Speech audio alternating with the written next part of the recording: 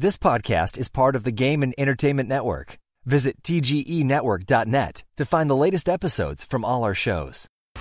It's time for AggroChat, the official podcast of the Tales of the Aggronaut blog and stalwart gaming community, where we talk about stuff and things, and the stuff about the things, and sometimes gaming. I'm Belgast, and let's start the show. Hey folks, it's that time again. Time for another episode of AggroChat. This is episode 184. Tonight I'm joined by Ashgar. Hello. Kodra. Hi. And Tam. Hi. I'm broken. I don't even know what that was. Thoroughly unprepared for that. That's amazing. See, that one is actually going to make sense to the people who listen. Because, like, that's become a regular... I guess. That's been a regular complaint, like, they don't know why we're laughing. Wow. Alrighty, then. What were we talking about? I don't know. Unstable magic, apparently. Because it's an unstable podcast. Because if you wanted to talk about something more silly than my introduction. Yes. So magic as Garfield intended it. So, I hear that Ash and Kodra, you both bought boxes of Unstable? Yep. And we managed to get a 4-player draft of it in before the podcast. Nice. I even bought a bunch of boosters. So how specifically do you do a 4-player draft? Just like you would do an 8-player draft. It's your deck is going the layout of cards is going to be a little bit different in a 4-player draft, but it still works fine. Okay. Like the only time I've ever drafted was like an 8-player draft. Yeah, that's the more standard. So, well, take that back. I've done some Winston drafts, but in a 4-player draft, you're more likely to see people drafting both 3 and 1 colored decks because there's a higher chance that nobody is in a color except for one person, and they're just able to like put together a really strong monocolored deck. That makes sense. Yeah, you have like an easier time to know what everyone else is playing at that point, I guess. I mean, I'm still not good at that. Sort of. I wasn't great at it. So learn me about Unstable. Oh my god. Because it looks like madness. I have... Unstable is the new unset. So years and years ago, they had Unglued and then Unhinged. So they made some joke cards. People could play with them. This time they decided to make a set that actually functioned. So it works actually pretty great as a draft set. But it's still full of jokes, both inside and not. There are some pretty great cards in here. It's so amazing. Like, I've been down on Magic before in this show, and I haven't had as much fun playing Magic as I did today. Since I was 8. I managed to open up the Grand Calcutron, and it is not a card that I would call good, but it is so funny and fun to play with that I absolutely built a deck around it. It lets you turn your hand into a program. Well, let's be clear here. The Grand Calculatron turns everyone's hand into a program. So my God, that is some small text. You lay it out in order, and you can only play from one end of it. Whenever you would draw a card, you can stick it wherever you want in your program. So it's procedural. Yes. Not object-oriented. Correct. Also, just to avoid the whole, hey, I only have one card, this card doesn't matter, you draw back up to 5 at the end of the turn, if you have less than that. That's funny. Which, I mean, if you're able to play through your cards, that's a pretty powerful effect. Other cards that are entertaining. Buzzing Wackadoodle. It's a Prisoner's Dilemma card. Sort of. Really, really sort of. I picked the wrong thing. Simultaneously, you and your opponent pick Buzz or Doodle. Whack or Doodle. Or Whack or Doodle. If both players pick Whack, Wackadoodle can tap to deal 2 damage to target opponent. If both players pick Doodle, Wackadoodle taps to give you 3 life. And if both players pick different, then you can use it to tap 2 mana and it to draw a card. I was going on the calculus of I didn't want him drawing cards, and so I gave him Whack. That was probably wrong. How often did you give him Whack? The game it only happened once, but it had Whack then, so I spent every turn after that hitting him with it for 2 damage. Oh god, so it's a permanent effect, not every turn yes, you... Correct. Wow, you just gave him a really powerful Tim. Yes, but it was that or give him the ability to draw a card every turn, and it's probably the wrong choice. I probably made the wrong choice. I mean, I could have had a red deck, in which case both choices would have been wrong. But, whatever. So did anybody get some amalgam creatures going? Yes. Yes. Most of my deck was hosted augment creatures. Those are just as hilarious as they look. I sent them to jail. Here's a card that's go to jail. All the caps. Works like an Oblivion Ring. When you exile go to jail, when you cast go to jail, you exile something. When it goes away, you get the exiled thing back. Every turn, you roll 2 dice. And if you roll doubles, you get out of jail free. There are a lot of funny jokes. That's one of the more overt ones. My favorite, I did not for a second expect that I was going to be able to get this off, but being able to resolve Perfectly Normal Armchair was perfection. Perfectly Normal Armchair has no casting cost. You have to sneak it onto the battlefield. If your opponent ever sees a Perfectly Normal Armchair, they can ask you about it and have you put it back in your hand. You can only sneak it onto the battlefield on your turn, and you can tap 2 mana and sacrifice it to kill target attacking creature. But only if your opponent hasn't noticed it. They literally activate your trap card. It's amazing. The art on it, in case you were wondering, is also basically a mimic. It's a mimic chair. It's the best chair. You're doing all kinds of you're like cranking. It's got this whole inventions mechanic, sub mini game thing going on. It's got dice that you're rolling. The fact that the invention mechanic came in is because, well, Steamflogger Boss, which was an old Future Sight card, got reprinted in this set as a black bordered card. So it's the only black bordered card in the set because now it actually does something. If a Ricker would assemble a contraption, it assembles 2 instead. Now that text actually has any meaning, but it really didn't during Future Sight. It was just text. So yeah, you can assemble some contraptions, and then every third turn they do stuff for you. It's really weird. So after opening a bunch of this, or at least some of this, how often do you end up getting the land cards? They're in every pack. Okay. So you at least get 1 land? Well, I mean, either a you land, have a chance to get a Steamflogger Boss instead of a land. Everything is silver bordered. So in the print run, the only way that they could put a black bordered card was have it take the land slot. Okay, that makes sense. So you have every pack either has a land or, in a very minor amount of packs, a Steamflogger Boss. Which does it still have the weird ass Future Sight borders? No, it's got normal borders. Okay. Contraptions did not exist during Future Sight? Correct. That's correct. This is the first introduction of contraptions. So this card has been around for a while. Yes. A very long time. But has done nothing. Correct. Mm-hmm. Wow. Because it was actually from the unset. It was looking into the future of the unset. Correct. Wow. I think several things in Future Sight have actually come up in real sets now. I'm pretty sure Tarmogoyf would have come up, but they realized Tarmogoyf was broken. I'm pretty sure Tarmogoyf was supposed to be from, like, in the Delirium mechanic from the most recent Innistrad block, but they weren't going to print Tarmogoyf in Standard. Haven't they reprinted Tarmogoyf in, like, every Master set? Sure, but they were not going to put Tarmogoyf in Standard. It's kind of an important distinction. Death Touch became a keyword as a Future Sight. Oh, right. Lifelink became a keyword as a Future Sight. Like, Future Sight had some stuff. Well, so this set started its development cycle in 2011. I mean, the last unset was 2004. Wow. Yeah, Mark Rosewater has been trying to get Unstable out for a very long time. I mean, I think the problem is Unhinged, they way overprinted it.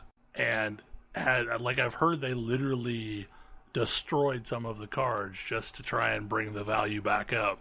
The full art lands in this one are borderless lands, and they are gorgeous. And they are currently worth more than the price of a pack. which surprises me because a pack also includes a full art token, which I feel is also going to be something collectors chase for. It blows my mind that the land, as of right now, the lands are more valuable than the packs. Yeah, because a lot of people aren't cracking packs of this because they don't think it'll be of any value in the future. But it's value There's also the right fact now. that some people, like myself, even if I open one of those lands, I'm keeping those lands. They're really pretty. They are pretty. I mean, also, like, this is some of this stuff is commander legal. That's hilarious. Oh, yes. That's also a thing. Yes. The rules committee announced last week that silver bordered cards are legal in commander until the next ban list announcement, with a very short ban list.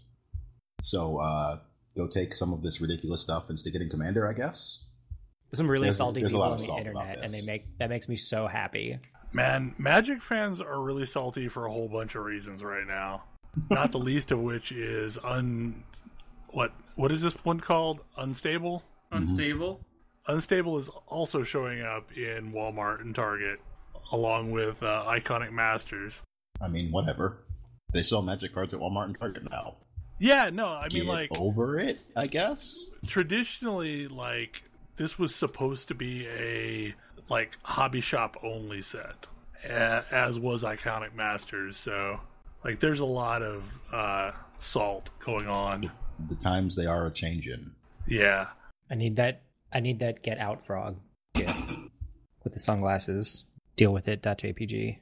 But the draft environment is really fun, and just playing with cards, playing with a card that has, like, the just a second text where opponents can't touch their cards, and then you get to fling it from 3 feet away and try and kill stuff, is hilarious. I drafted a Slaying Mantis, but it didn't make my deck. Slaying Mantis is very much their attempt at figuring out how to write rules make Chaos Orb. Yeah, how to write the rules for Chaos Orb. So another one of the features of this set is a lot of outside assistance, which says, get somebody who is not playing in this game and have them make decisions that affect this game. The ultimate version of this is Kind Slaver, which is target, person who's not in this game takes your opponent's next turn for them. I also like target person who's not in this game is now your partner. Yeah, so there was a stream of the pre-release, even though there wasn't a pre-release. Even though it was on release day. Yeah, by that Loading Ready Run did, and Mark Rosewater and a bunch of other people were there. And because of some shenanigans, the most ridiculous thing that I've ever seen in Magic happened. A 2v1 Shahrazad subgame. Yeah, that happened. It was amazing. It was, somebody played 2 heads are better than 1, so he pulled Mark Rosewater to be his partner. And then he had Spike, which allowed him to take target card not in the game that has been previously banned or restricted and put it into his hand. And there was a Shahrazad on set, so he grabbed that and started a sub-game. That's madness. Based on the rules of Shahrazad, since there were 3 players in the current game, there are 3 players in the sub-game. This is some hilarious nonsense magic. I've only ever played in one match where someone played Scheherazade, and I vowed never to allow myself to get into that situation again. Well, it's basically banned everywhere, so good news. Yeah. Just don't play somebody who play against somebody with an unset who owns one. I did love the chat. Judge, he doesn't own that card. There is a sub-game card in this set called The Countdown is at 1, which causes you to play a sub-game, but life totals are 1. That's at least reasonable.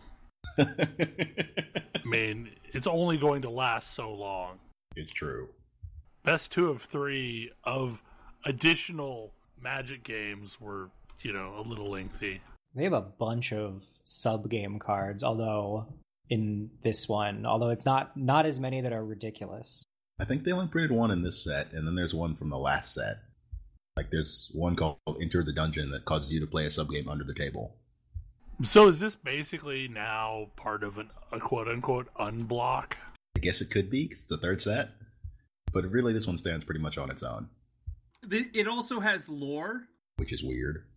They have lore for the... They even have a plane. You're on the Unverse.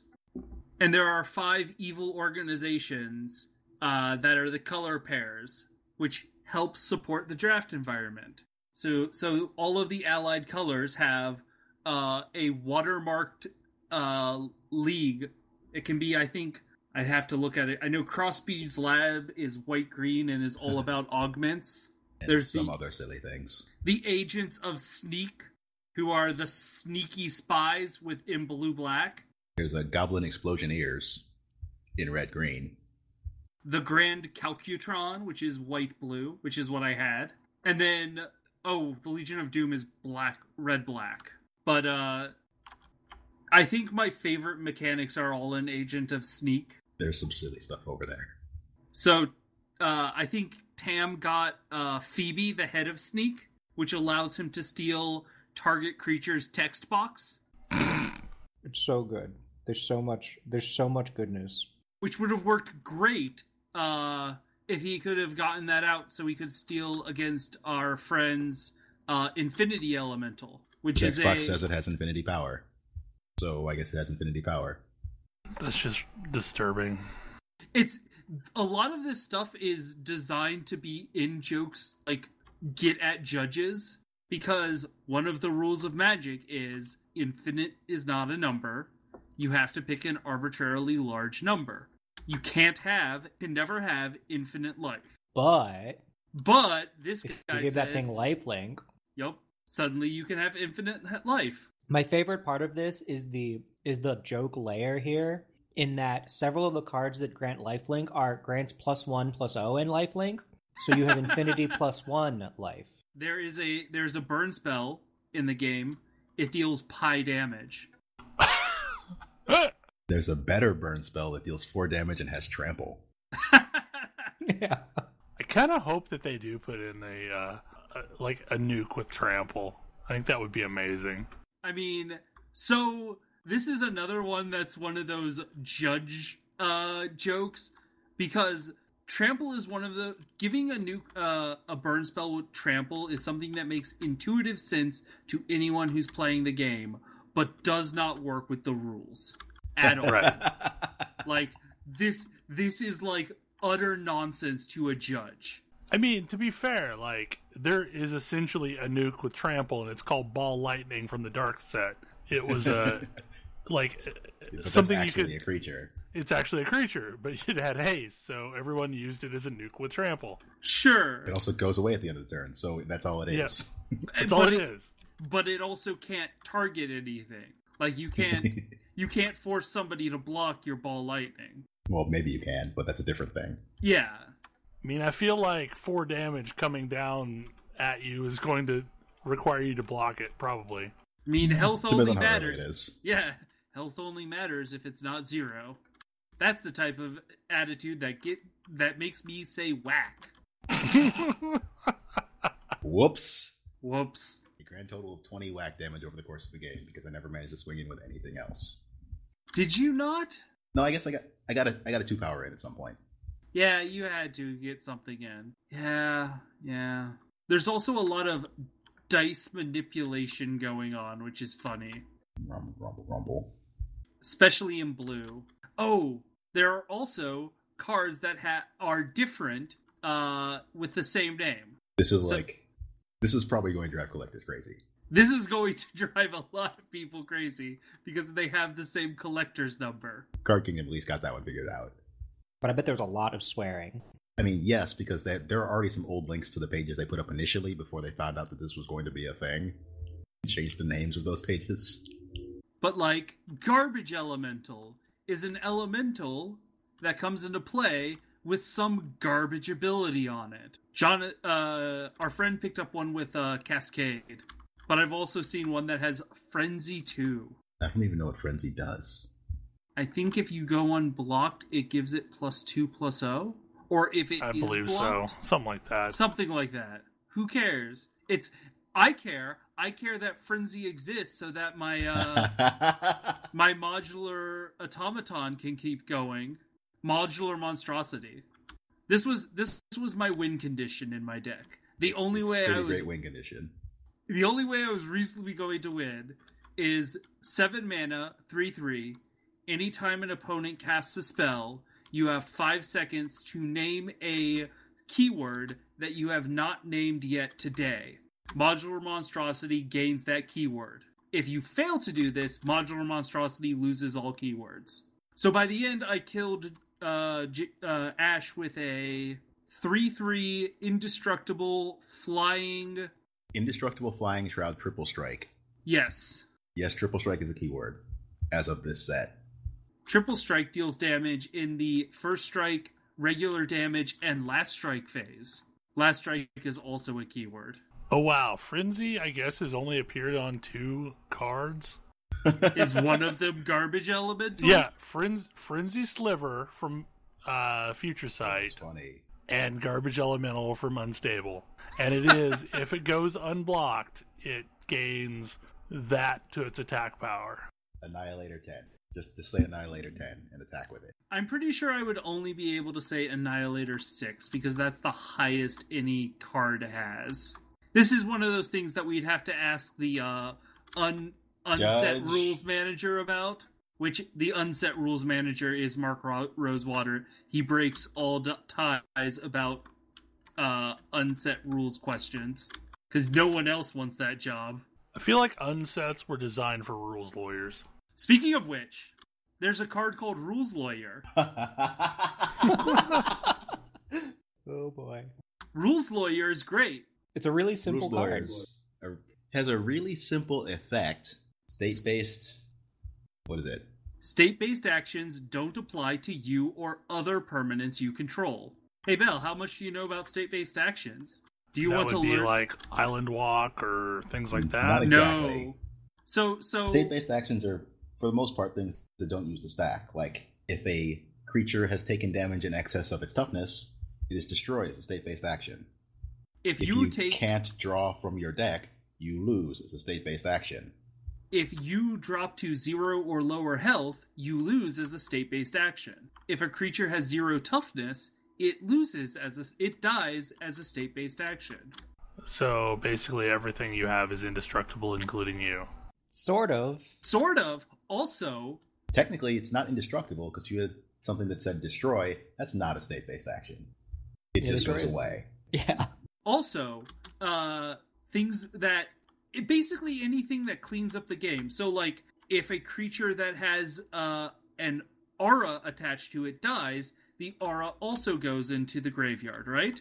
That's a state-based action. The legend rule also causes things to be discarded as a state-based action. State-based actions are also why planeswalkers go to the graveyard when they have 0 loyalty. State-based actions are the glue that keeps Magic making sense. I feel like that's a card that's going to see a lot of play in Commander during this brief period of time. I think so. It seems likely. It's like Platinum Angel, only better. Except it is on a piddly little 1/1 body, so if you can hit it, it goes away. Yeah, if you can do anything to this thing, it will die. You can't get rid of it with damage. You can, because it doesn't apply to itself. It's other permanents. Other permanents. So you need with boots. Yes. All you need is boots. And then you need to not get Wrathed. Also, Wraths still work. When he shows up with Neverneral's Disc, Rules Lawyer is not going to save you. I love Neverneral's Disc. There's an awful lot of board wipes in Magic these days. As I was looking at some of them, and yeah, there's a significant number. And I think there's ones for every color but blue, maybe? Blue can do better than Wrath. I mean, blue has its own things, but... Cyclonic Rift definitely exists. Cyclonic Rift is better than a Wrath. Bounces everything. Bounces all permanents that aren't... all non-land permanents you don't control. This set also includes a new board wipe. Oddly Uneven. Oh, that thing. You choose one. You either destroy each creature with an odd number of words in its name, or destroy each creature with an even number of words in its name. Oh, so Belle, you know how one of the staple cards is a 2/2 first strike knight with protection from black, or protection from red, or protection from something. Right. Some kind of protection first strike. Yeah, so they're running with that. They've got the Knights of the Kitchen Sink. What? There are 6 different Knights of the Kitchen Sink variant, and they all have protection from something. Like, maybe they have protection from even number collector numbers. Or... protection from black bordered cards. Yup. That one right there sounds like another card that's going to get used in Commander for a while. Or protection from wordy cards. Cards that have 4 or more lines of text, including reminder text. My favorite here is definitely protection from loose lips. Oh, Nothing with an open mouth in its artwork can block, target, or deal damage to or attach to this creature. Wait, what? That's Run that by me great. again? Nothing with an open mouth in its artwork can block, target, deal damage to, or attach to this creature. Wow. Well, I do like the fetch land. You can fetch any land as long as it has a forest on it somewhere. Or a tree on it somewhere. There are a lot of lands that have trees on them that are not forests. Yep. I mean, pretty much every swamp. Most swamps. About 50% of islands. Yeah. Some plains. Oh, Belle, are you familiar with Lifelink? Yes. It's amazing. What if I told you there's now a Squirrel Link? Squirrel Link? What does it do? Give you squirrel tokens every time you hit somebody? For each point of damage you deal with this creature, it creates a 1/1 squirrel token. It also gives all of your squirrel tokens +1/+1/+1, and all creature tokens are squirrels in addition to their other types. It's the Earl of Squirrel. That's amazing. This set is so fun. I kind of want that to be like a legit card in Commander permanently. Because I want a Squirrel Girl Commander deck. Oh man, that would be so awesome. So there is some suspicion that they may be running this month as a playtest for seeing how some of this stuff goes in Commander. I wouldn't be terribly surprised if some of these cards end up staying Commander legal after the next ban list announcement. Not all of these cards, though, especially not the old unsets. Yeah. And probably not Probably Spike. not Slaying Mantis. Probably not Spike. Oh, Slaying Mantis is so much fun, though. Slaying Mantis is a physical dexterity card, and they're not going to keep it legal. It's like the best written physical dexterity card, though. It's true. It is written way better than the old ones. That doesn't make it not ridiculous. Although, it's fine in context, because everything about this set is ridiculous.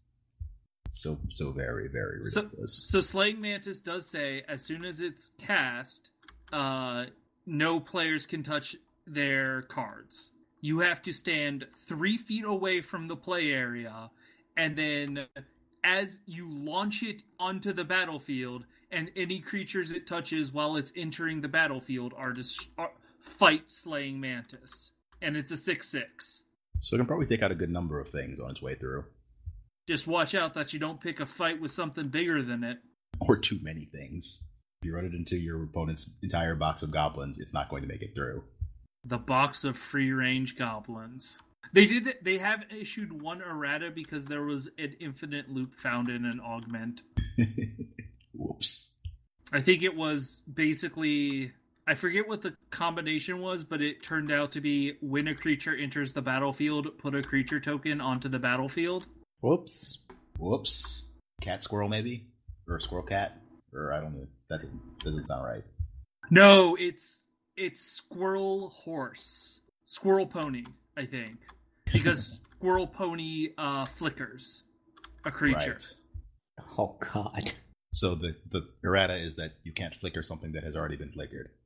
I do have to say, I haven't gotten it yet, and I haven't gotten to play with it, but the card I want to play with the most is X. X is a card that, while it's on the battlefield, you can pay to put it in your opponent's hand, and then your opponent plays with their hand revealed, and you can use X's abilities from their hands to play cards out of their hand. X, the ultimate spy. X is also a legendary creature, so if you act fast, you can use it as your commander. What colors does X have? Blue and Blue black. and black. The best colors. One day I'll draft some cards that aren't blue. I mean, that's how I feel about green. That's how I feel about black. So our friend made a comment that was pretty interesting to me. Like, this might be a good way to get people into drafting. Because it's not terribly... It's not like... It's not as stressful as a normal draft because everything's pretty goofy, but it still teaches you the skills of drafting. Yeah, like, I don't care that I suck at drafting. Yeah, this is just fun. Like, playing with these cards is really fun, but you're sort of, like, learning what you... Like, he had fun, but this was a good object lesson in you probably need to draft to a particular type of mana curve. Because he drafted mostly, like, 4 and 5 drops and didn't really get onto the board. Yeah. Versus, this wasn't fun, and I'm not good at drafting. I don't want to do it again. Which is a big problem that Magic has. This was sort of a follow-up to a Commander game we played with Tam's incredibly goofy deck, which was one of the, like, funnest games of Commander I've ever played. The one where every card basically just screws with the flow of the game? Yes. And, like, what it became was a puzzle that I had to try and solve. It was a puzzle that you had to try and solve so that you could fight Ash. Yes. Like... I was happier when all the puzzle pieces were in place, but they got warp worlded away. This deck, like, playing Magic even remotely seriously is not something I have a lot of fun doing, because it's basically like, it's one of those memorization games where, do you have the set memorized? Do you know what all of the cards, do you know what, like, enough of the cards could be that you can feasibly predict what your opponent might do? And I just don't have the patience to, like, memorize that much stuff. I have a lot of RAM, but very little hard drive space in my brain. Mm-hmm. So something like this, where it's completely nonsense, or where there's some of that even in this. I mean, there's some of that in this. Usually, but... I mean, that's why you play 2 out of 3. Yeah. Like in the second game, I was more prepared for some of the things that were in the other deck. Yeah. And so my commander deck, and it's like, oh, you got to build to a win condition. You've got to build your win condition around what cards might the other people have. And, like, my commander deck doesn't care what you've got. Also, in Commander in general, you don't know what anybody else has. You can't. Yeah. So it's like, you don't know what I've got. My deck doesn't care. My deck largely doesn't care what you're even doing. It doesn't have what you would call a win condition. Like, it has some things. It has a few that could result in win conditions. Yes. It has some potential to wind up winning the game. It is possible. It is not impossible to end the game with you as the winner. But that's not really what it's doing. What it is doing is being a judge from Final Fantasy Tactics. Today we've decided you can only play spells on your turn. Tomorrow we might decide something different. Today we've decided the turn order doesn't go in order. Today we've decided that there's no upper hand limit and everybody's going to draw 40 cards. Also, you're going to take damage if you have more than 7 cards in your hand. Today we've decided that every act. Yep. Mana colors don't matter anymore. Today we've decided you can attack or cast spells, but not both. That was a real problem. It's amazing. So very hard. It's so funny. So, like, I thought this set would have been the perfect time to break out Orange Mana, which is a joke from Kaya and Phil Folio comic from the early days of Magic the Gathering, where they're talking about, like, in the future, their grandkids will ask them about the time when there wasn't Orange Mana. I feel like if they'd just gone completely off the rails like the other unsets, they might have done that. But they wanted to keep this one actually playable. Well, I mean, like, they could totally make Orange Mana playable if they put lands for it. Yeah, but I think that's not the challenge I think they were really trying to solve. I don't know. Like, while this set is very goofy, the design of this set, it was taken very seriously. Yeah. To the point where apparently this was, like, this is Mark Rosewater's baby. Like, this is his pet project. To the point where the fact that Unstable kept getting delayed was called, like, Rosewater retention. Like, this was people making sure he didn't leave the company, was the joke. it really does show how much care went into making this nonsense playable. Because it's nonsense. It's absolutely nonsense. But it's perfectly playable. It's a little weird, but it's not like, haha, well, that was silly, we're done now. Like the previous unsets have been. The unsets are like a joke that you pay money for. And then like read the cards, laugh, and then go back to playing regular Magic. Whereas this one is, I mean, it's not serious, but it can be played. Playable is important. And it makes me think of like, there are some games, Flux is actually one of the better ones of these, where yes, that game is nonsense, but it is playable nonsense.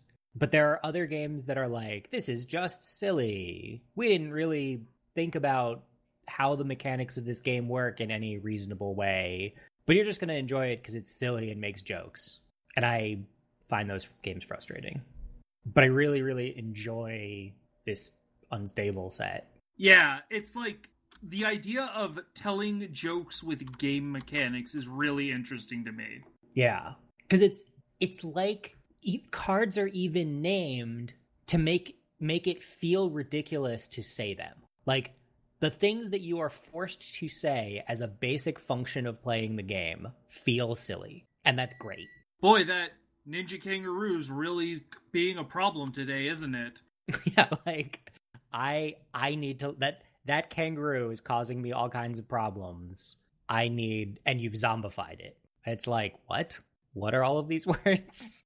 It's a zombie kangaroo. That seems like an ordinary pony. Yep. That seems like it'll get out of hand. Your rhino constrictor is really killing me here. That rhino constrictor was pretty great. Yeah, that definitely killed me. I did like what was it? The multi-headed jellyfish? Is that just a bunch of snakes? This is just a bunch of snakes. This is just a snake held together by a collar. Because they have this super clever art where they have regular, like a card with kind of weird art where the creature is standing halfway in this like band, this like metal band, and then other cards which sit on top of those cards replace part of the text, which is reformatted to make sense. And so you're putting, like those flip books where you've got parts of animals that you're putting together, where it's like the head of a zebra and the rear end of a kangaroo or whatever. Yeah, that's what's going on here. It's like a core unstable mechanic is here's a creature and we've grafted some other creature on the front of it. But only if you're that green faction. No, they exist in most colors. All of them? They're in all colors. And there's no restriction on which color you can play on which color. Although my favorite is is it the kitten? The half kitten, half kitten? Yeah, half kitten, half kitten. It's a cat. One of the things that really amuses me is that the artist for most of the host and augment creatures is the one who does the parody playmats for Star City. So silly things like the Pug Juggernaut and all of the penguins. My favorite part is that the half kitten, half dash like augment card is the same art as the front of the kitten. So if you actually make a half kitten, it's the same art. It's just a kitten with a weird neck band. Yeah, basically. I'm kind of hoping that the Command Zone YouTube channel does a Commander episode dedicated to Unstable, where they build unstable Commander decks. I wonder if they're in that category or in the really salty category. Watching Loading Ready Run do they seem to be like... I've seen some stuff from them already, and they seem to be cool with this notion. Who's on the Command Zone? I thought Wedge was on the Command Zone. No, Wedge isn't on the Command Zone. It's, okay. Oh, God. I don't know who they are. I know... Oh, is it Jimmy Wong? I'm pretty sure the people from the Command Zone have been, like, to a pre-release. Jimmy Wong, Josh Lee Kwai.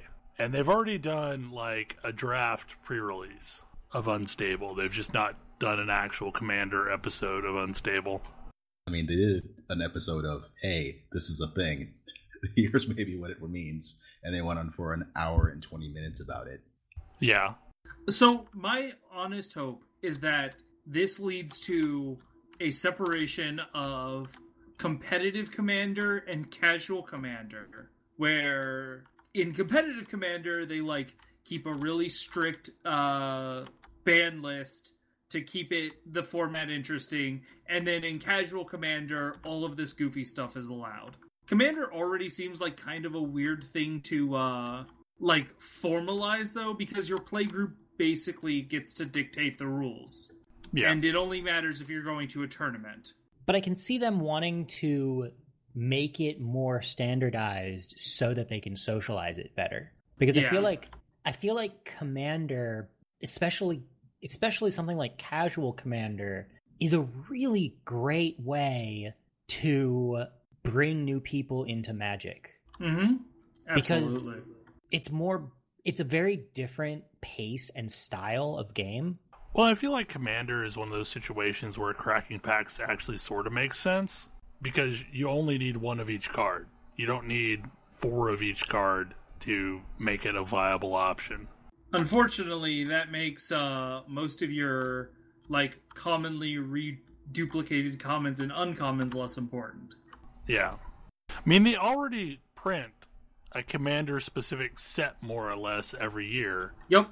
And it would be great. Interesting if they also did like a Commander core set, like that's just a toolkit of these are things that are often used in Commander. I mean, they just printed Iconic Masters. Yeah, but Iconic Masters is expensive as shit. It's true. But that is a common complaint about Iconic Masters. It's on fire sale right now, so in theory you can get it pretty cheap. Like, it's supposed to be $240 a box if you're paying full price for the packs, and you can pretty much pick it up for $140 right now. Interesting. I've heard it's a really good draft set. Yeah, that sounds like it'd be fun to draft. Also, I'm surprised because I thought they did the EV values right there. I thought there was enough money in it to make it worth picking up. There's some weird shit going on with the distribution of Iconic Masters where basically they asked all UPN stores to take 65 boxes, meaning there's a lot of people that had to take product that they didn't want in the first place and really can't afford to sell. And as a result, everyone is liquidating all of those that they were forced to take. Huh. There really is only one major chase card in that set. Is it just Mana Drain? It really is just Mana Drain. It's just Mana Drain. I mean, then you hit some of the lands. I think it's the next value point. Well, you've also got like Ancestral Vision. You've got Flusterstorm. You've got other chase cards that are lesser chase cards. But yeah, there's really the one. The land cycle's pretty good. It's got the Grove of the Burn Willows. I forget the other lands in that cycle. Mana Drain is going to run you about 75.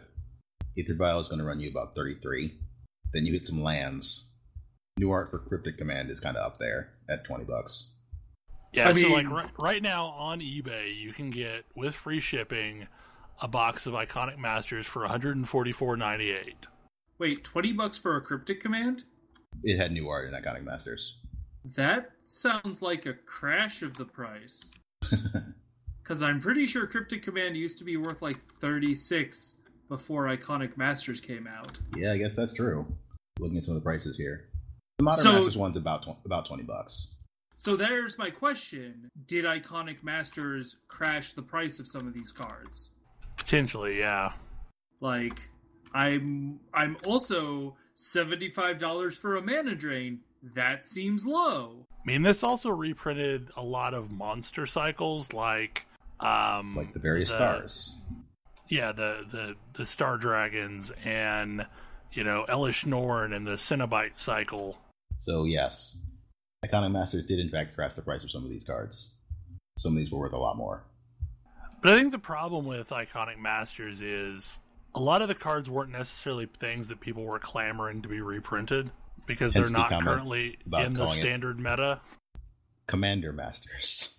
Yeah. A bunch of legendary creatures ended up in this set. Like reprint of Teferi. Yeah, there's a lot of great commanders in that set. Anyway, it'll be interesting to see what Unstable does price-wise after the first couple weeks. If it tanks as well, or... I mean, if they want people to draft it, my hope is they can managed to keep the price down. I mean, it's under the standard price of a Magic pack. MSRP, I think, is like $280. Yeah, I mean, currently it's widely still going for about $100 a box. Yeah. I mean, that's pretty near MSRP. Yeah, but a lot of the other, like, you know, when Ixalan came out, you could get it for about $76 a box if you looked around. Interesting. That tells me it's probably doing stronger than Ixalan did. People really like those lands. They're really, really good-looking lands. I mean, never underestimate the power of lands. There was one of those deck builders kits that guaranteed like 25 full art lands, and that thing shot up in price. I have to say, I like, people are really up on the lands, but having seen them, I honestly think full art tokens are going to be like what ultimately holds a lot of value here. Full art, weird for lands and tokens to be the value part of a pack. But full art tokens are gorgeous, and there have been full art lands before, not like this. Right. Like, there's never been borderless full art lands, but there's also now borderless full art tokens, which is a really compelling concept to me. Also, on the other side is a foil version of that token, if that's what you're in. And then, I mean, the cards themselves, I am going to make an uncube, probably. That's ultimately what's going to happen with your box. Yeah. Okay, the initial price of the 4 tokens is fairly low. I mean, higher than normal tokens, but I might have the token to pick market some is of really those weird. The token market has always been really weird because, like, players favor weird tokens. Like, I remember there was like a zombie token that was in the Return to Innistrad. Like, I don't know if it was the Fat Pack or one of the products with that set release has like a zombie that everyone is chasing after, and like it's worth more than most of the cards in the Innistrad set. Which card? There's a zombie token. Oh, weird. Yeah. It was printed in one of the. I don't know if it was the Fat Pack or the gift set or something that came out with that last Innistrad set. But anyway, we've talked Magic for like a little over an hour at this point. And there's other topics on this list, so we should probably move forward. I don't know if we're going to hit all these topics tonight, because this is just going to be the unstable show. I'm not sure we're ever actually stable. So another happening this week was the release of Curse of Osiris that came out on Tuesday. And I have, I have mixed emotions about this DLC. Oh? I feel like the story was really cool, but I also kind of feel like some of the things that they mentioned didn't actually turn out to be the way it was. Based on the pre-press for the DLC, it sounded like we would be getting 2 patrol zones. We would be getting the Infinite Forest, and we would be getting Mercury. And the Infinite Forest isn't actually a patrol zone, but instead something you can only access through adventures. I mean, by definition of what the Infinite Forest is, I don't imagine it would be easy to do that. Yeah, I mean, I guess. I feel like the Infinite Forest was maybe a missed opportunity. So, unfortunately, like, none of you have actually played Prison of Elders, I don't think. You didn't stick around long enough, Kodra, to play Prison of Elders, did you? I did not. It was like a semi-randomized horde mode in Destiny 1, to where you basically opened, 5 chambers in the Reef that had various, types of monsters in them that you fought through, and if you succeeded, you got treasure at the end. And I think the Infinite Forest could have been a cool version of that, to where you have Sagira open a gateway and you face whatever there is in a number of, semi-randomized blocks that you then get treasure at the end. I think my other problem is the fact that you had to do all of the adventures to unlock prophecy weapons, and that prophecy weapons were kind of the grind for Curse of Osiris, but it wasn't obvious how to unlock them. I mean, theoretically, if you were doing all the adventures anyway, you would have found that, but you have to do, I think, 6 total adventures, and then you have to do 1 heroic adventure before you finally start unlocking the ability to start working on the prophecy weapons. Oh, because man, I jumped into a heroic adventure and that wrecked me. Oh yeah, no, they're not good and they're timed, but at least are they timed? Yeah, they're timed. I didn't see a clock. I just saw the effect, the nightfall effect. Yeah, well, so mine was timed. Gross. And I had you must sprint to gain back health, but it looked like I also had the one that regens your grenades really fast. Torrent. Huh. So it was okay, but God, everything hit super hard. Now, the benefit was once the timer ran out, it didn't kick me out and it let me finish it. And I still got a chest, but I'm sure I got lesser rewards as a result. Interesting. I'm not a big fan of timer equals challenge in games. Mostly because I just have a hang-up about timers. And I have since I was a little kid. And I do stupid mistakes when I know I'm on the clock.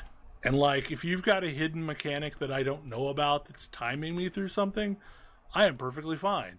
But when you put the thing on there telling me it's timed, I don't know, like, I rush ahead, I do stupid stuff. I've always felt like timers are a discipline check.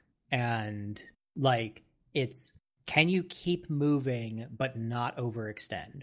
I always felt like that's the skill check on timers. And I don't know, I like them because they keep me moving, but I can also understand how they're frustrating. They're really touchy. I guess what frustrates me here is, like, Destiny's not the only game that's done this. You know, WoW did it with Mythic Dungeons, and I hated the fact that, you know, we were on timers, and as a result, it was kind of like pulling teeth to get me to do a Mythic. And I kind of have the same resentment towards Nightfalls right now, because I know it's on the clock. Interesting. I kind of like the timer. I feel like if something is difficult, I feel like there's a level of difficulty that is right about where the Nightfalls are at, where it's difficult and it'll kill you, but it isn't like it isn't like the raid where you've got to actually figure out the strategy and so on. Where if it's not on a timer, it feels like a grind. I've always felt like one of the best parts of FF14's dungeon and raid design is the clock that they put you on. Yep, I agree. Because it stops you from just grinding your face against something.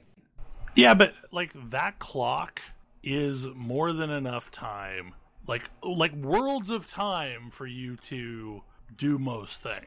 I mean, yes, but it's also I mean, it's definitely a cutoff rather than a clock. Yes. I mean, and I also like that too because it made a good place to break, either to take a bathroom break or to just call it for the night. Yeah.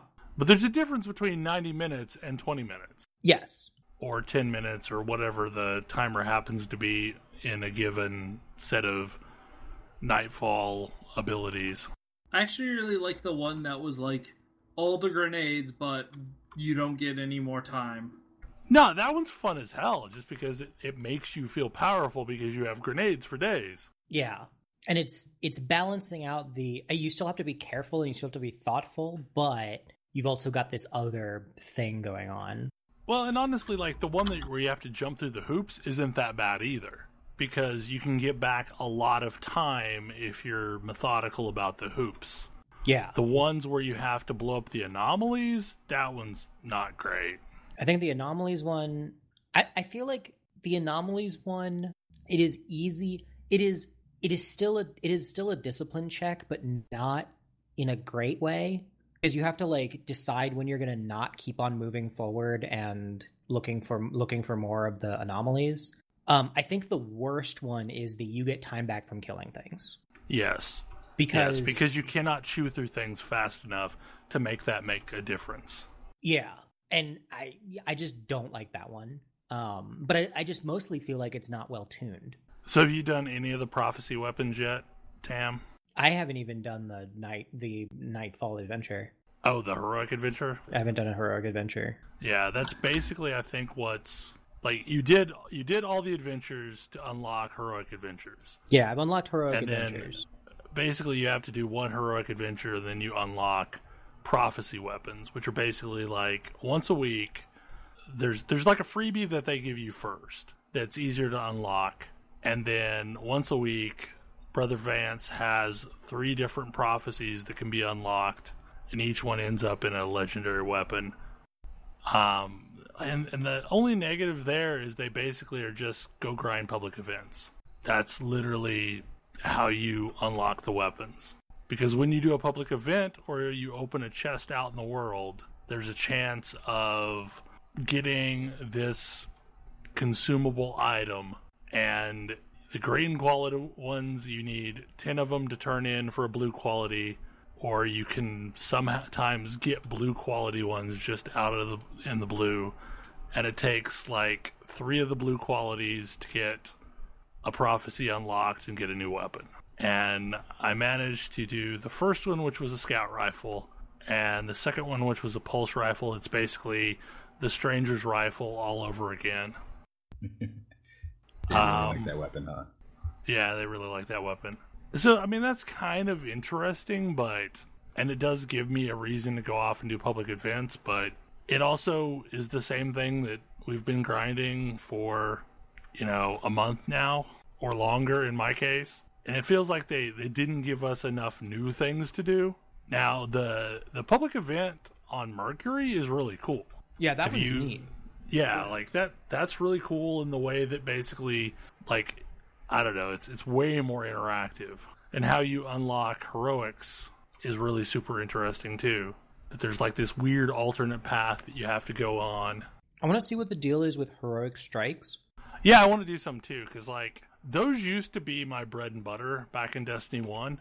And if there's still a fun middle ground between normal strikes and Nightfalls, then yeah, those might be a good option, because I still need to do 3 to get, like, I've got at least they added another powerful engram for them too.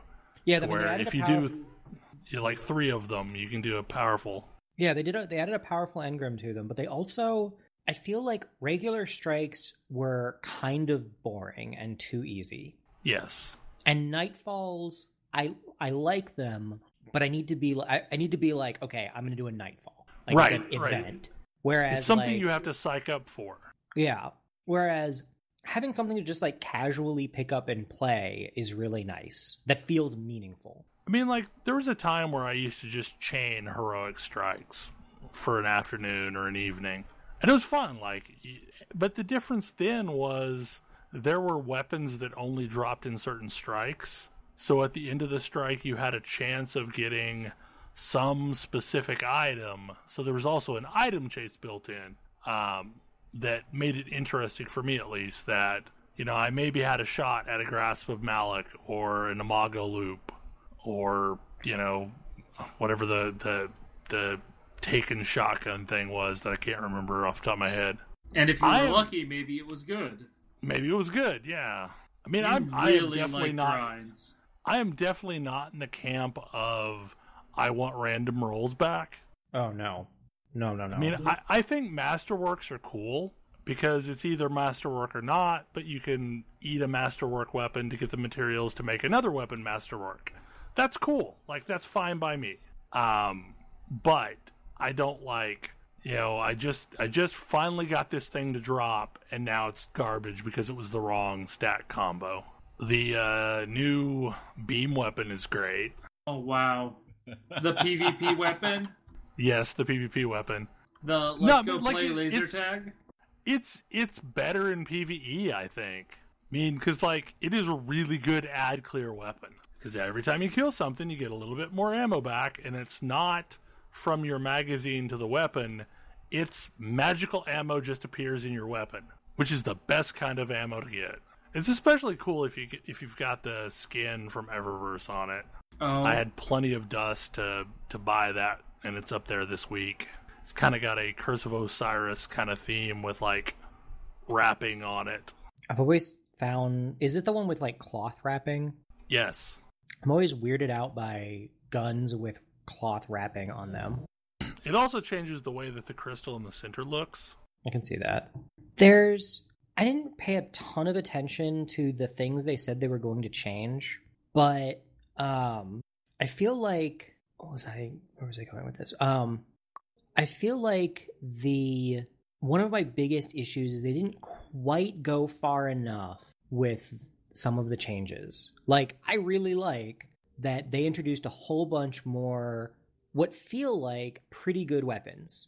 Like a good scout rifle, there's a good hand cannon that you can just get. I've got a sniper rifle that is actually pretty decent.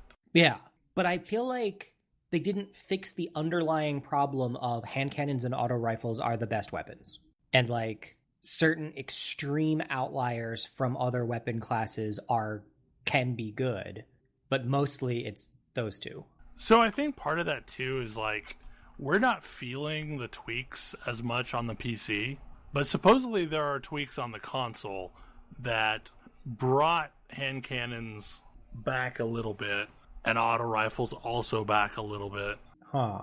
Because, so the problem with playing on PC is basically all of the aim assist and stability and handling things don't matter quite as much as they do on the console.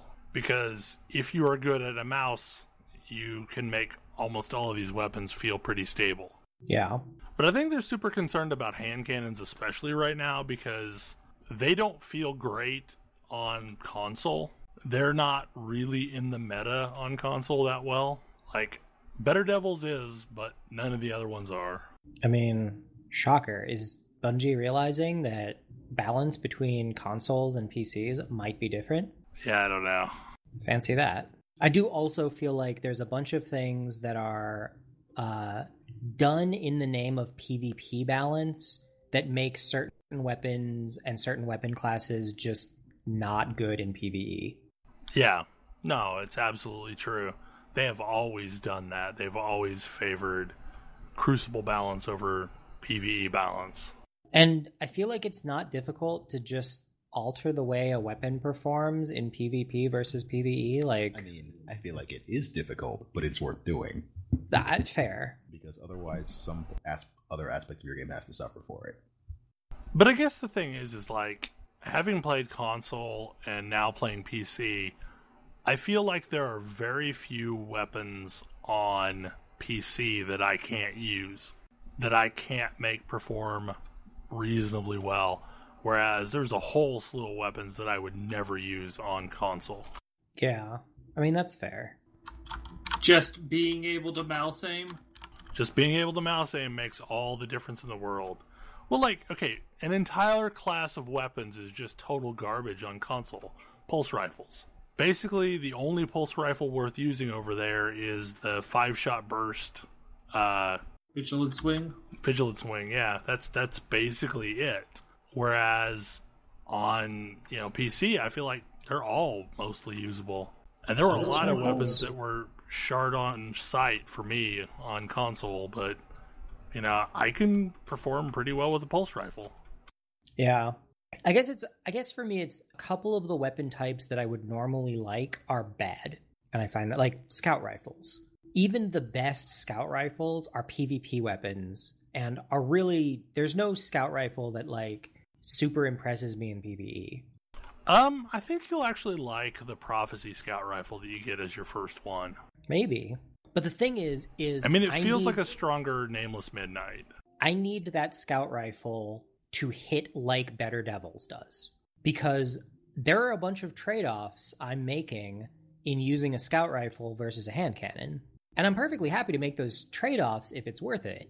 But making those trade-offs and getting about half the damage I'm getting from Better Devils, not close to worth it. Yeah. And that's currently what Nameless Midnight does. See, I don't know, I was one-tapping the lowest tier minions, two-tapping Vandals. And that's the thing, is Better Devils one-taps everything up to Cabal that doesn't have has a normal red bar. Like that's the standard that I'm looking at. If I precision hit Vandal with Better Devils, it dies. That is not true of any scout rifle I've used. Yeah. I think I mentioned this when we talked about it as Game of the Month, but I feel like hand cannons do not have the damage fall off they probably should. No, they don't. Yeah. They should not be able to hit as accurately as far away as they can. Yeah, and I think that, like, I am 100% okay with this scout rifle being pretty bad up close. Like, scout rifles are already pretty terrible to hip fire, with one notable exception. But I'm okay with them being terrible to hip fire and good at getting nice long-range precision shots. But I need those long-range precision shots to be satisfying and meaningful. Because hand cannons are good hip firing and aiming. Yeah, the thing is like, hip firing hand cannons is a PC thing only, because they are not useful to hip fire on console. Whereas I feel like I can run around.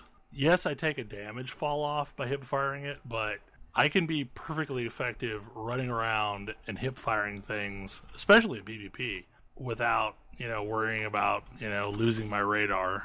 That is with a hand cannon. Yeah. And you're right, hip firing scout rifles just don't work. No. Potentially, if you had that perk that increases hip fire ability, maybe, but no, not really. Skyburner's Oath is the exception. And it's a good exception. Specifically on Cabal?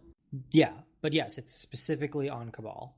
I mean, it's arguably good. It's arguably good in other forms as well, but like I use it for not Cabal stuff sometimes because of the hip firing functionality. Because what it becomes when you hip fire it is a slow auto rifle, which is weird, but means that unlike most scout rifles, it's actually decent at short range. I tend to hip fire it mostly just because it's way faster to fire that way. It is super slow to fire while scoped in. Yeah. But I also get why you don't want big damage scoped in scout rifles, because that becomes just misery in PvP. Right. Hence, I mean, I think Ash is right. Like, it's worth the effort to make those things behave differently.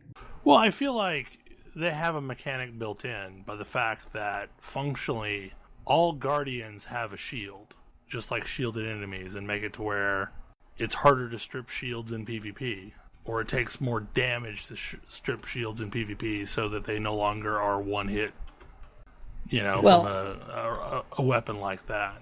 I mean, it's not as... I don't know that it's so much that.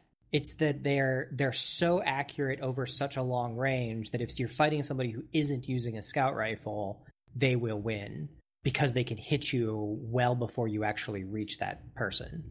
And, like, making that take another shot or two isn't going to make a huge difference.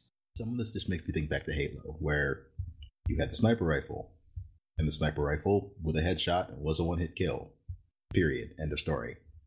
So if you knew someone had it, you had to, your teammates had to realize that, hey, somebody has a sniper rifle, somebody's killed my teammate.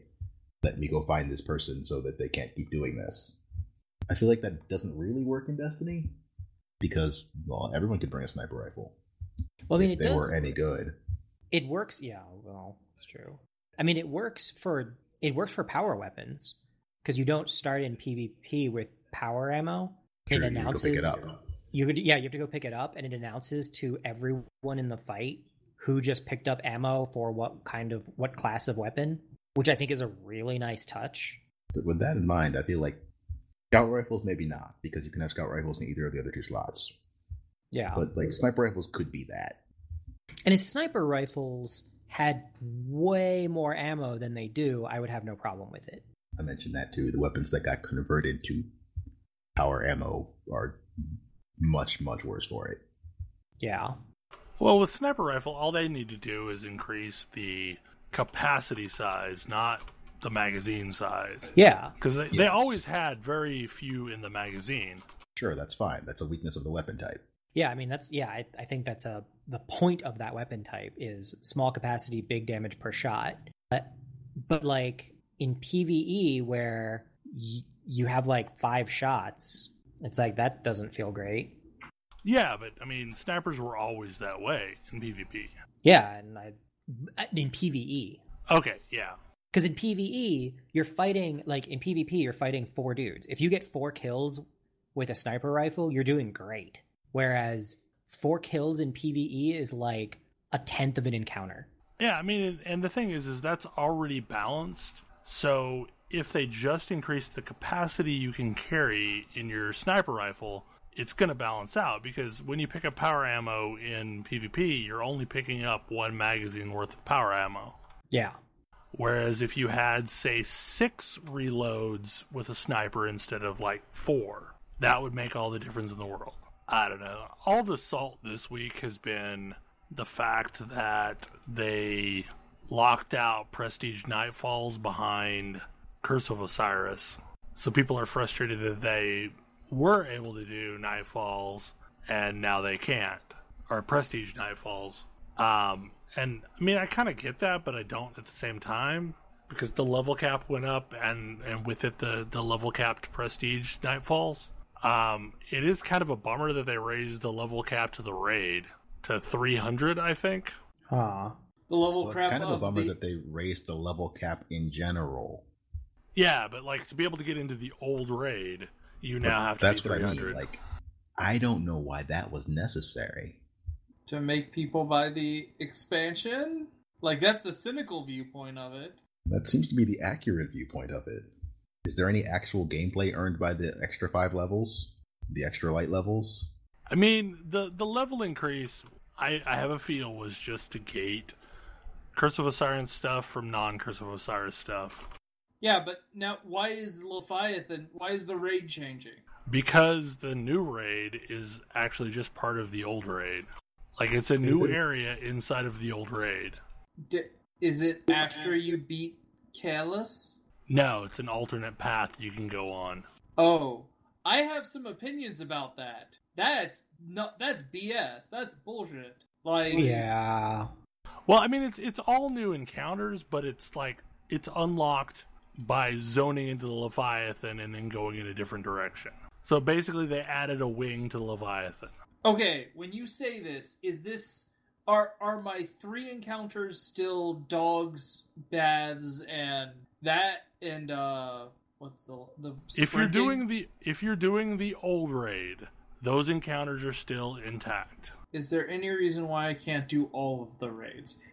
I always have to remind people, Stratholme was in fact just one instance. You could have done it all at once. Can I still do that with this? You could do all of it at once if you really wanted to. Okay.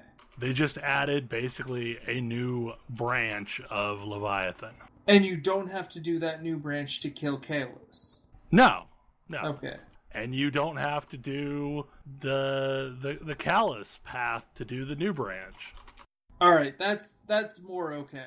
I thought, like, they added new encounters to the Callus fight, but this makes, I guess, some sense. Yeah, it's kind of like going into the underbelly, but like it's a different path into the underbelly. Now, did they up the power level of the Callus encounters? Yes, they upped the power encounters of all of the old content. Well, killing Callus now guarantees a 330 drop. That's annoying. Yes, that's kind of the frustration, is that never before when they released new raid content did they crank up the level of the old raid content. Yeah, that's some BS. It also, again, another factor is it kicks a leg out of one of the catch-up mechanics. Right, yeah. I mean, basically you can get, I don't know, like I haven't been able to get blues to drop over 305. But getting to 305 seems trivially easy at this point. Yeah. It's basically like getting to 265 was before. I mean, the new grind is from 305 to 335. And even then, I seem to be making some progress past powerful engrams. Yeah, they've sped up the curve a lot, but it's like, yeah, they have sped up the curve, but I'm not convinced I don't know.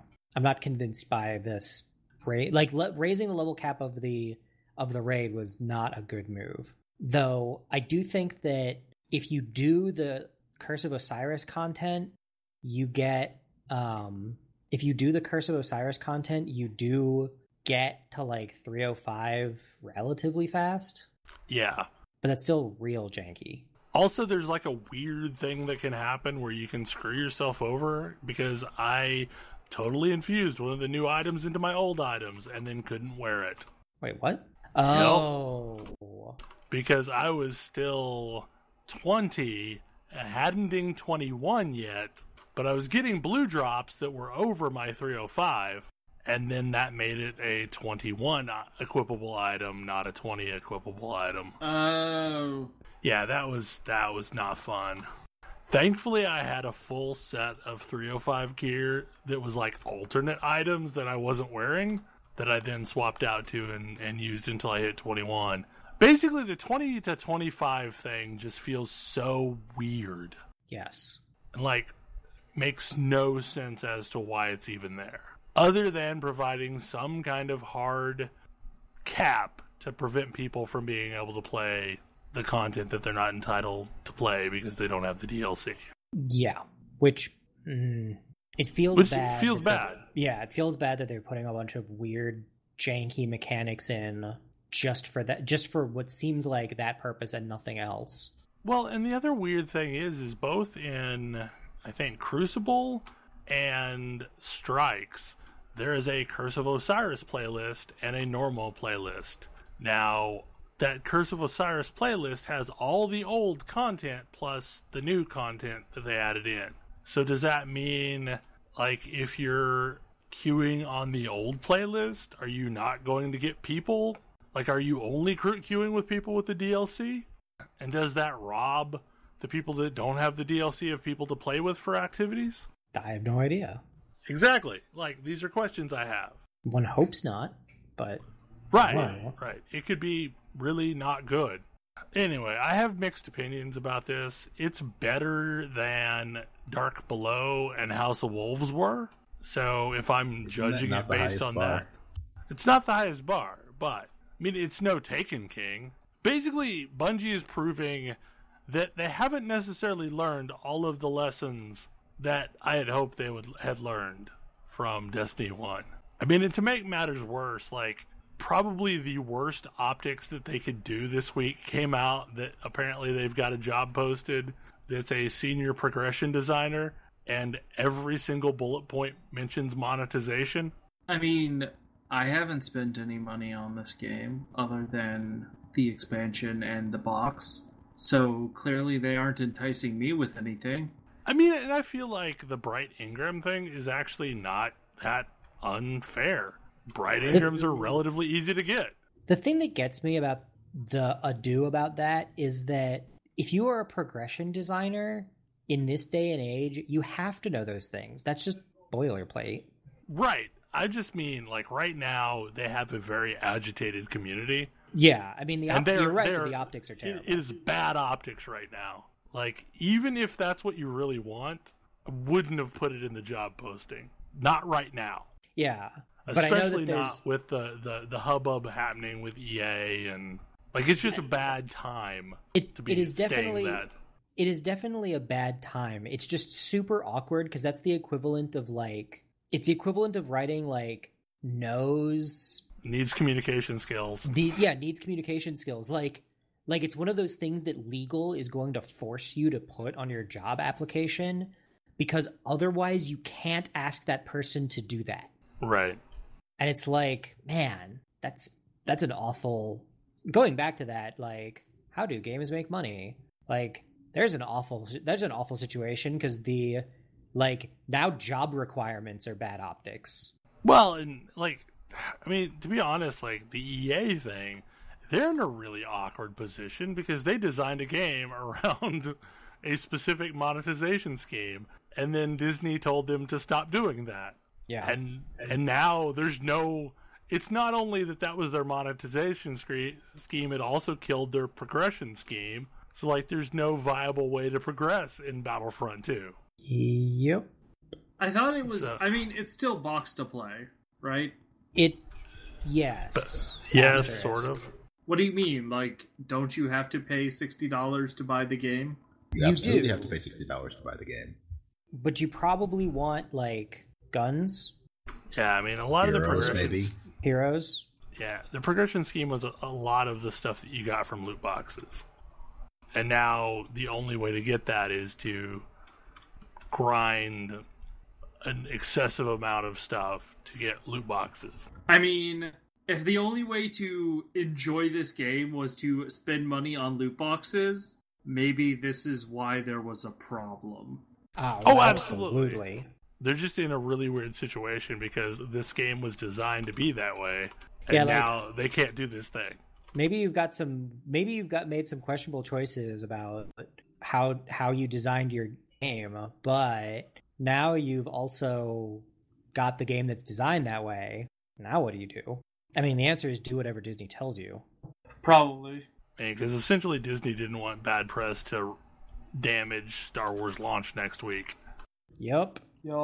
And man, if you're EA, you don't want to be the reason Star Wars launch is messed up. I mean, in all honesty, I would not be surprised if Disney finds a way to take that license away from EA. Disney has a really low tolerance for that kind of thing. But anyway, in the grand scheme of things, I don't think Curse of Osiris is bad. I thought it was a really cool storyline. It just didn't feel like it added a lot that I wanted to do to the game. Or a lot of new things. I mean, admittedly, like, there's more stuff coming in on Tuesday, because that was the soonest they could get it patched in, but... So we'll see what happens then, but... I mean, it'll be interesting to see. I felt like the things that they said they wanted to do were pretty reasonable. And I'm going to be interested to see how good they are at following up. I mean, in all fairness, like, I watched them turn Destiny 1 around. They are absolutely capable of doing this. They just have to do it. I don't know what crack they were smoking, but they have to do this. And, you know, maybe it's like Mass Effect. They're, as a studio, real good at fixing their mistakes, but not very good at not making them to begin with.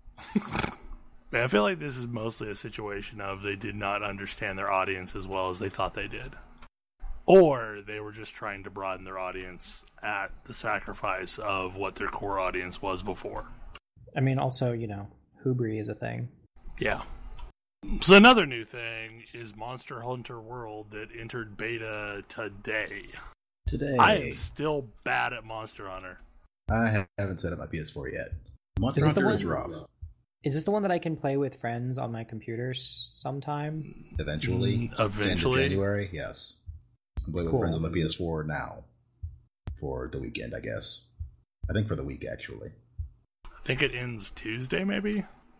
But yeah, I mean, like, you can just go download it on your PS4 right now. Anybody can. It doesn't require pre-order or anything like that. It's hard to find.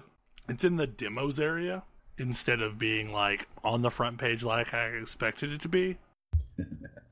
You and I have different expectations then. I would kind of expect it to be in the demos area. Actually, I would expect it to be in both places, quite frankly. Well, so, like, Destiny alphas and betas have all been on the front page. Yeah. Look. One of those is published by Activision, and one of those is published by Capcom. Yeah. One of those companies has the money to get their stuff to show up on the front page. One of those companies has been floundering around all year as they figured out they had no plans for the Switch. And figuring out what to do with Monster Hunter. I swear once upon a time Capcom knew what the hell they were doing, right? I remember that from my childhood, don't I? I mean, they put out 6 Mega Man games in a row before figuring out that, maybe we need to do something else. So, maybe it's just that you were young. I mean, Mega Man games are pretty good, but that was all they were doing for, like, 5, 6, 7 years? It was a while. I mean, I grew up during the time of, like, all the CPS2 Capcom games, Magic Sword, Final Fight. So, like, that's the Capcom I remember. That is a Capcom, certainly. I mean, it was a good Capcom. That's fair. I don't know, like, I want to like this, and I would really like to learn how to play Monster Hunter, because I think if I ever got into it... Hey, Bell. Yes. What weapon are you using? I was using the axe. Switch axe? The big-ass axe. Like the giant two-handed axe that looks like it's way too big to be a normal weapon. Probably the switch axe. I wouldn't suggest starting with that one. Okay. Like if you want to, I guess if you want to learn to play sort of defensively, the lance is the best weapon for it. Otherwise, you might want to give the greatsword a try. As long as you keep in mind that the greatsword is a hit and run weapon. Okay. You shouldn't be running around with it drawn if you aren't near the enemy. Okay. I think that's part of the problem is like I'm not stowing the weapon when I need to move. I encountered something kind of cool, and I mean, I don't know if other Monster Hunter games have this, where basically I was fighting a group of like lower level monsters, and then one of them I somehow tamed. Your cat started riding it? No, it just started following me around and fighting with me. Weird. Yeah, that's new.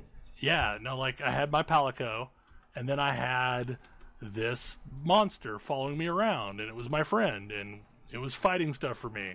And I didn't do anything to make it do this, it just did. The Palico was also fighting things. I don't remember the Palicos fighting things in other games. They have been, at least for a little while. Normally you get 2 of them if you're running solo, but I guess you only get 1 in Monster Hunter World. Maybe this other pet thing is the answer to the second Palico? I mean, also your Palico can ride small monsters sometimes, so maybe they just made the Palico a lot better. Wait, what? Your cat can ride small monsters. All right. Sure. I mean, I'm going to at least try it on the PS4 because I kind of want to play as Aloy. Because that's a thing that's going to happen on the PS4. But I guess it launches January 26th, I think. Something like that. And I've not actually seen a PC launch date. I don't know that there is one yet. But anyway, this week, if you're listening to this, what is functionally tomorrow, and you have a PS4, you might also check it out. I think this is one of those games, much like Destiny 2, actually, where I have not had fun with it in the past, but if I can sit down with like on a computer where I'm most comfortable and play with friends who can explain what is going on to me, I might actually really enjoy it. Yeah, on the beta, it's kind of a limited selection of what you can do. There's basically the go after monster quests only, and there's like 3 monsters you can fight.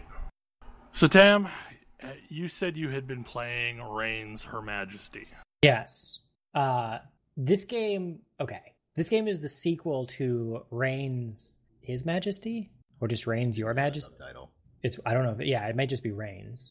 You remember like a year ago on this show, I was talking about how games on mobile are going to get more interesting and more fun when they stop pretending to be mini consoles and start using interfaces that are actually good on mobile to make games with.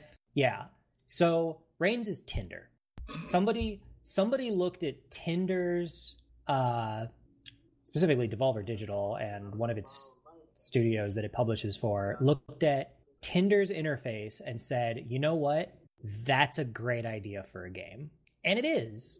You are faced with it is a game that shows you a whole bunch of binary choices, and you use these binary choices to make things happen and try to survive and rule your country.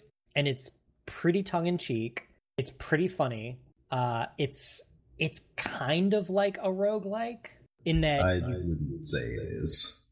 It is roguelike structured in the sense that you die a lot, but you die a lot going through similar randomized actions, but every piece of progression, there's like a continuing progression. So like it's basically it's structured like a deck of cards where a deck of cards can have things happen to it, and as you do things, you may unlock more cards and more actions you can take. So like you can get into a situation where like, for example, one of the things that you can get is you can recruit the like scientist person, and the scientist person is like, hey, unlock some unlocks some interesting stuff, but most notably when the scientist person comes in, you can die when one of the ways you can die is people like you too much. If you are too well loved, and which is funny because the way that manifests is people roll in and beat down the door because they want to kiss your ring so bad that they trample you to death. Yeah. But the kind of end result is of the scientist is you get that trigger that's like, hey, people are beating down the door. They're basically here to kill you. And the scientist can be like, nope, actually, they're here they're really excited about this talk that I'm giving. Isn't that a relief? You can be like, yes, thanks. And it's a get out of jail free card. And so it's this like these stages of unlocks allow you to live longer and do more and be more successful, which allows you to unlock more things. It's this sort of interesting continuing cycle. It's been all over my Twitter feed. Like, lots of people are playing this game and posting pictures of humorous ends to the reign. Yeah. Well, and the other thing that's real cool about it is it's written by Leigh Alexander, and Leigh Alexander is a great writer, and there's a lot of tongue in cheekness to it. It's you're the queen to this king who's kind of a doofus. There's lots of little characters. It's got a charming little art style. But I really enjoy its little, I don't know.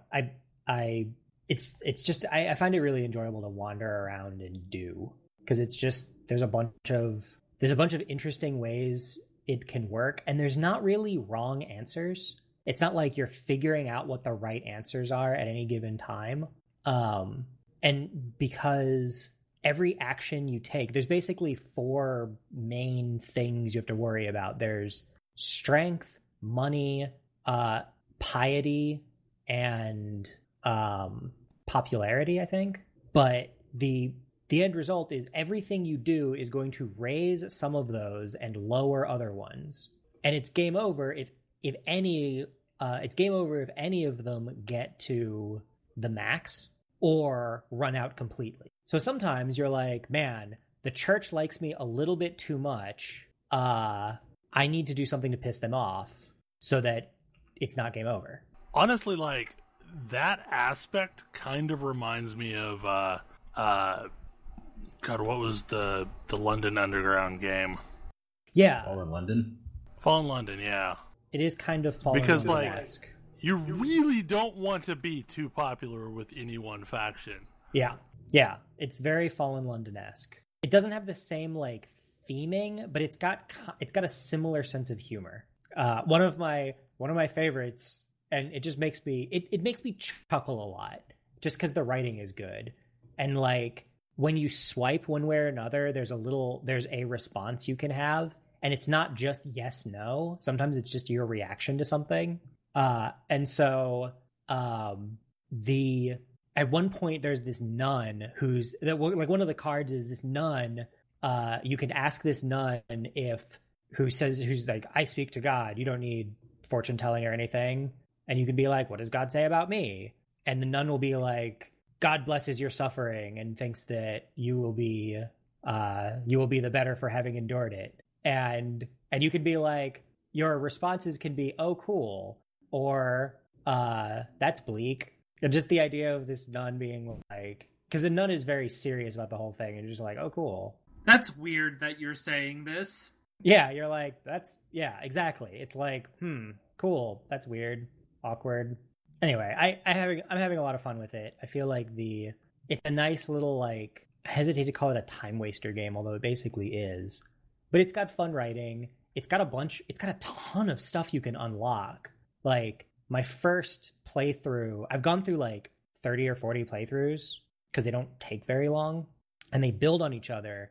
But like, they're really good about, at least as far as I've gotten, they're really good about making sure that you're continually unlocking new stuff over time, which is always a thing with these sorts of games where it's like, oh, I played a whole bunch of these, but didn't actually get any more anything new or anything interesting. That's annoying. Whereas at least is this a free to play or is this a purchase? I think it was like $3. It's like $3. Okay, that's cool. I got my $3. I got my $3 of value out of it. Well, weirdly enough, like, I'm way more apt to play something that I know has, like, a minimal purchase cost than something that's just completely free, because I know there will be ultimately hidden costs in it. Yeah, and that's the other thing, is this is just a game you buy and then you play it. There's no, as far as I can tell, there's no hidden costs. I played my phone's battery all the way out with it and didn't run into anything where it was even like, it made a joke about me paying them money, but it didn't actually do that. So also on the mobile front, you said there was a 2.0 release for Fire Emblem Heroes? Yeah. So I like Fire Emblem Heroes. It's a game with loot boxes that is also super like it very freely gives away its loot box currency, and the loot box and because of that, you can get some really good, really strong stuff from its loot boxes, but you can also get that stuff through play. There's big advantages, as I've discovered in doing that through play versus like getting a gold character that you have raised up from like bronze or silver is actually way stronger than a character. It's sometimes way stronger than a character that you just get gold, or at least it's easier to give them a lot of power, because leveling up multiple times gives them lots of skill points, and it's much harder to get skill points when you're max level, and it resets your level when you go from like bronze to gold to bronze to silver to gold. But it also floods you with currency. It is pretty easy for me to get loot box pulls on the regular without really much work. There's you get one for every single story mission. You get one for completing every single story mission the first time. And there's like now 70 story missions or something, some crazy number. And there's constantly like quests you can do that get you that give you currency. There's just lots of stuff. And so I never feel like it's pushing me too hard to give it currency or to spend money for loot boxes.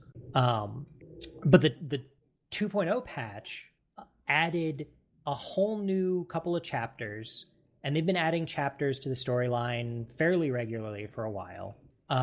And it added a whole bunch of new skills, which I think is cool. And it did a lot of rebalancing, which I think was, I wouldn't say, I don't know. I'm not as salty as some people are about the balance in it, but I did think that it could have used some better balance, and some skills needed to be a little bit more easily available. And it definitely did that and changed some of the mechanics.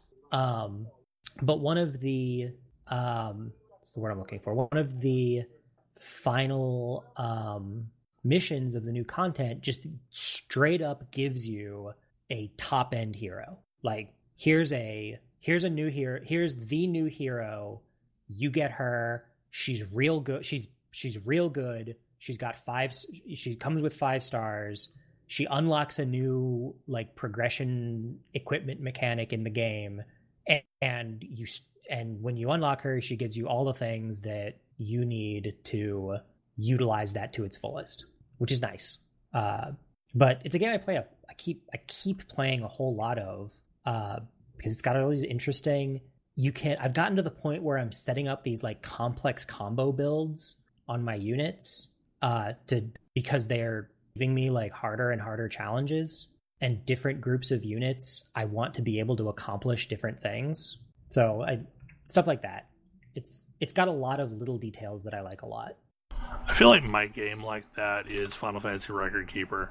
Yeah. It's the one that I just keep coming back to, and like you can buy currency in it, but I also, like, if you just play the game, you never really need to. Yeah, I can totally. Yeah, it feels very similar. And I never got into Record Keeper, but I can understand that sort of take. And I like they do a really good job with introducing new hero characters. Like when they introduce new characters, which they do fairly frequently because Fire Emblem has a ton of characters to draw from, they tend to introduce them with like skill theming, and the skills can do, like, for example, there's an ability, there's a really strong ability that was around for quite a while called Vantage. If you have Vantage, then I'm pretty sure it works just like it does in Fire Emblem. But in the normal games, it only works if you're under half health. Yeah. So Vantage, they had Vantage 1 and Vantage 2, and or Vantage 1, Vantage 2, and Vantage 3. Vantage 1 is if you're under, it triggers if you're under 25% health, 2 is 50, 3 is 75%. And what it does is if you are attacked at that health level, you fight first, which is really strong, or potentially really strong. It's real strong. Yeah. Because it can, if you have a character that like gets low but doesn't die, and they're strong enough to one-shot things, which characters can be, suddenly they just can't die. Like nothing can kill them. And so they've introduced skills that are slottable, that are like foes can't counterattack. And so, sure, your Vantage triggers, but you can't counterattack. So I've nullified your advantage.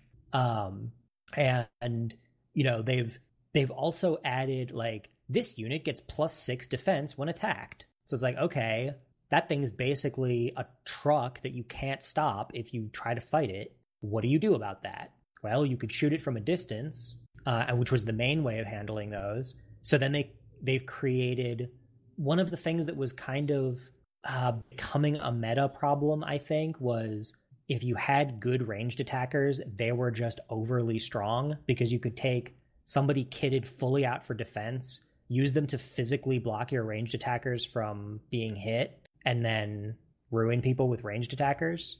So there's a whole bunch more, there are now a whole bunch more abilities that can counterattack at any range. And so the skills that are valuable are changing quite a bit, and it keeps it fresh, which I like. I need to give it another shot and see if it takes any better than it did the first time. It's fun. I like it. I mean, part of it is it's fun just like building up a bunch of different characters, and I like it. It sort of satisfies the thing that I like about minis games, where I'm like, okay, how do I get all of these pieces to fit together and then deploy them on the battlefield in a way that functions? Because that's the big thing that a fun challenge. The big thing that I've noticed with mobile games is, like, I will play them really rapidly for a week or two and then kind of fade away. Like, I did that with Animal Crossing, Pocket Camp, and now I've reached a point where I just don't even open it anymore. Yeah, this is the one I kind of lost interest in Mobius because it got really... FF Mobius was getting really into pushing me to pay money for it, and I was getting kind of tired of that. And so with this, it was like, I stuck with this one because it's really good about its currency. And like every so often there'll be a thing that I really want. And I'll drop a little bit of money to try to get it. But there's nothing that I felt like it's the end of the world if I can't get, or like I'm at a severe disadvantage. Because a lot of the skills, like it's a universal skill set. So a lot of the skills that I might want, I can get on different things or close enough facsimiles. Although I am sad that Crom, who is really awesome and I spent a lot of time building up, is like kind of out of meta now. Like just isn't meaningfully good for what I need him to do. Because all he has is a ridiculously high attack power, and that's just not as useful to me as it once was. So I've gone with other characters, but I also, again, I sort of like that because it keeps it fresh, though. And the constant drip feed of currency means I don't feel like invalidating one of my one of my characters is like crippling, because it could very easily be. Like, I think that could go badly very easily, but in this case it hasn't. I have a really bad habit of trying to just let Anna brute force everything for me. Yeah. Oh god, the characters they start you with are garbage. Like, they're terrible. Well, okay, that's not fair. They're actually really good, but you can't get to the things that make them really good until you've upped their rarity, which is not something you can easily do early. And I think that's dumb. Like, I opened a pack, got multiple really strong characters, and that completely changed how that game was working for me.